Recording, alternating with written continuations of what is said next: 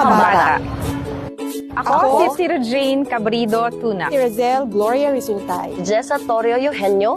Bilang mamamayang Pilipino, Ay kinikilala ang kahalagahan ng mga bata sa lipunan. Dahil dito, ako ay nangangakong isulong, protektahan, igalang, At pangalagaan ang karapatan ng bawat bata sa lahat ng panahon. Anuman ang kanyang kulay, kasarian, lahi, reliyon, kultura, estado sa buhay, may kapansanan man o wala. Upang matiyak ang kasiyahan ng mga bata, naniniwala akong nararapat na matamasan nila ang mga ito.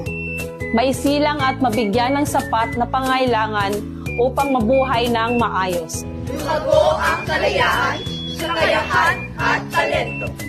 Maprotektahan sa anumang uri ng pang-aabuso, panganib at karahasan.